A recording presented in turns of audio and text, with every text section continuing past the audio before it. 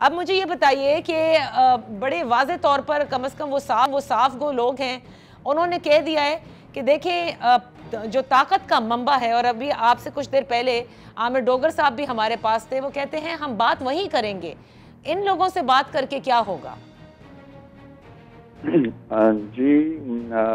دیکھیے نادیہ، یہ ان کا موقف ہے اور ظاہر ہے کہ وہ اپنی جو حکمت کار ہے یا پارٹی کی پالیسیوں کا تعین کرنا یا کس سے بات کرنی ہے، کس سے بات نہیں کرنی ہے، کہاں سے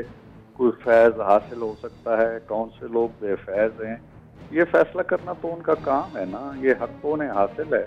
ہم نے تو جو انہیں پیشکش کی ہے وہ یہ ہے کہ تاریخ کے تناظر میں دیکھا جائے تو ہمیشہ سیاسی جماعتیں، چاہے ان کے درمیان کتنی ہی تلخیاں کیوں نہ ہو، دوریاں کیوں نہ ہو، پیپلز پارٹی اور پی ایم ایل این کی مثالیں ہمارے سامنے ہیں۔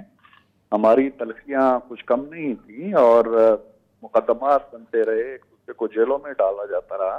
لیکن اس سب کچھ کے باوجود وقت آیا، ہم نے میثاق جمہوریت پہ مل بیٹھ کے کیا، ہم نے 13ویں 14ویں ترمیم کی، 15ویں ترمیم کی، پھر ہم نے 18ویں ترمیم کی، تو آج بھی ہم ایک حکومت کا حصہ ہیں۔ تو سیاست اسی کا نام ہے۔ لیکن پی ٹی آئی کا جو معاملہ ہے وہ میرا خیال ہے حق گوئی سے کام لے رہے ہیں، سچ کہہ رہے ہیں، اس لیے کہ ان کی 26 سالہ یا 28 سالہ تقریباً سیاست ہو چلی ہے، اس میں انہوں نے ہمیشہ جو فیض پایا ہے وہ اسی بارگاہ خاص سے پایا ہے جس کا تذکرہ وہ کر رہے ہیں۔ 2002 میں جب ان کی جماعت کو بھی بہت کم عرصہ ہوا تھا قائم ہوئے، 1999 میں، تو مارشل لا کے آتے ہی انہوں نے مارشل لا کا خیر مقدم کیا،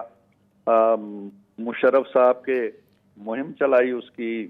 ان کے ریفرینڈم کی، سب کچھ کے باوجود، اور ان سے پھر 100 سیٹیں مانگی، وہ نہ ملی، اور پھر الٹیمیٹلی جو کچھ ملا وہ بھی اسی بارگاہ خاص سے ملا جس کا تذکرہ وہ آج کل کر رہے ہیں۔ 2018 سے پہلے